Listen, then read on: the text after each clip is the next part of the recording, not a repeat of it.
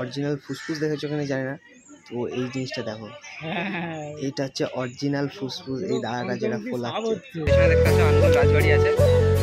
Guys আমরা যে চারজন ছিলাম, চারজনে চলে এসেছে আন্দোল রাজবাড়ি। মানে আমি এটা এক্সপেক্টই করতে পারিনি যে ও আমাকে আন্দোল রাজবাড়ি নিয়ে আসবে।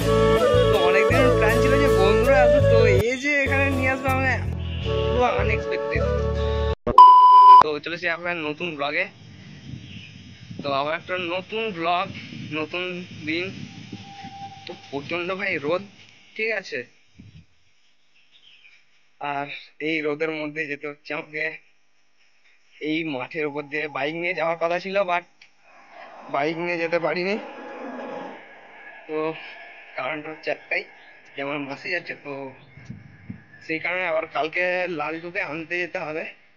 মানে ও কালকে বাড়িতে আসবে, মানে ও কেরালায় ছিল বলেছিলাম, তো কেরালা থেকে কালকে বাড়িতে আসবে।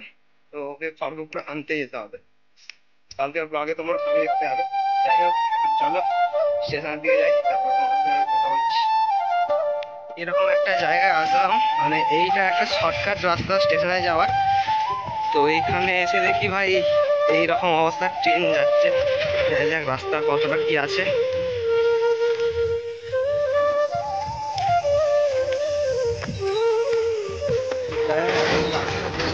কতটা কি আছে ভাই, এখানে দাঁড়িয়ে যেতে হবে। কারণ অবশ্যই দেখো ট্রেনটা এই লাইন থেকে ক্রস করে এই লাইনে আসছে, মানে এই লাইনে ছিল, এই লাইন থেকে ক্রস করে ওই লাইনে যাচ্ছে। তো এইখানটাই দাঁড়িয়ে যায় এখন রোদের মধ্যেও। ভাই প্রচণ্ড রোদ, প্রচণ্ড রোদ। ও ভাই প্রচণ্ড রোদ।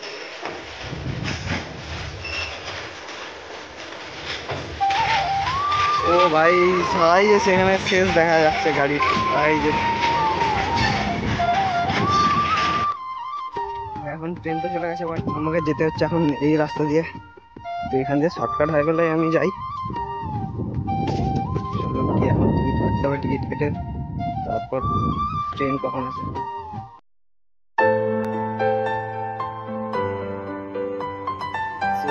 এখন হচ্ছে চেঙ্গাল স্টেশনে বসে আছি। আমার ভাইপো আর মাসি আছে।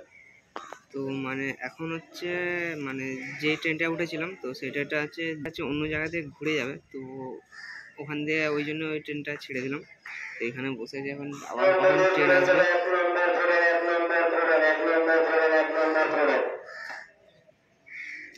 ভাই কখন ট্রেন আসে দেখা যাক, তখন আবার ট্রেনে যাবো। আবার ট্রেনের জন্য এখন ওয়েট করা ছাড়া এখন উপায় নেই। অবস্থা দেখো, এখন 5টা বাজে, 5টার বেশি হয়ে গেছে এখন। এখন বাজে হচ্ছে 5টা 19, এখনো ঘুমোচ্ছে। বাহ, উঠবি কখন রে? কৌশিক এখন হচ্ছে দিদি বাড়িতে আছি, আর ও হচ্ছে ভাগনা, মানে গাড়ি বার করার জন্য দেবো। গাড়ি বার করার জন্য ও ড্রেস চেঞ্জ করছে এখন। তো ও চেঞ্জ করে নিক, তারপর একটু ছোটো সামনে কোথাও দিয়ে ঘুরে আসবো।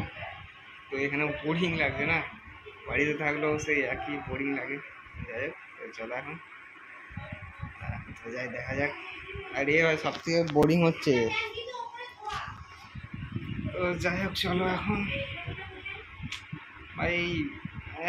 কেমন কেমন একটা আগে কোথাও না বেরোলে, বাইক নিয়ে এলে একটা বাইক রাইড তোমরা দেখতে পেতে, এরকম নর্মাল ব্লগ হতো না, তখন রাইড একটা ব্লগ হতে। চলো যাই, এখন ঘুরতে জন্য একটু বেরিয়েছি। তো বসেছিলাম, তো বসি বললো যে ঘুরে আসি। তো এখন ওই গাড়ি বার করছে, ওর নতুন গাড়ি নিয়ে ঘুরতে যাবো আজকে। এটা যে দেখছো এইটা না, ওই যে যেটা বার করছে ওইটা হচ্ছে গাড়ি, এইটা কৌশিক গাড়ি না। গাইস দেখো কৌশিক এখন গাড়ি বার করছে, নিউ বাইক। তো আমরা এখন যাচ্ছি হচ্ছে সাঁকরাইল নদীর পাড়ে। তো ওখানে মানে মানে জায়গাটা অন্যরকম, তাই ওখানে যাচ্ছি, ঘুরতে যাচ্ছি আর কি। তো চলো, আর এটা হচ্ছে আমার ফার্স্ট এমটি রাইড। চলো ভিডিওটা দেখে নাও, সবই জানতে পারবে।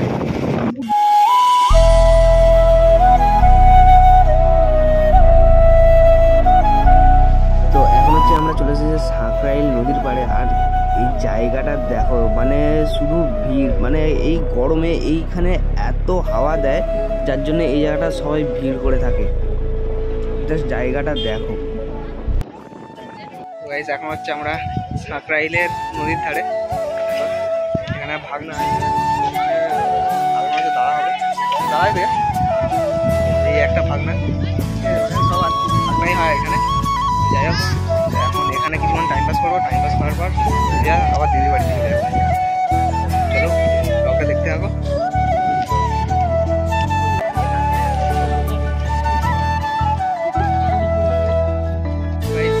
এখন হচ্ছে আমরা আছি আন্দোল রাজবাড়ির পেছনে, দেখতে পাচ্ছি আন্দোল রাজবাড়ি আছে।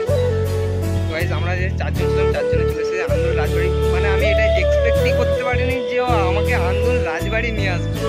তো অনেকদিন প্ল্যান ছিল যে বন্ধুরা আসবে, তো এই যে এখানে নিয়ে আসবে আমি পুরো আনএক্সপেক্টেড।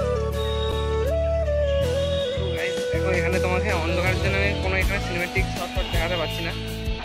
তো এটা আমার ব্যাড লাক বলো বা তোমাদের ব্যাড লাক বলো, যাই হোক একটা হবে।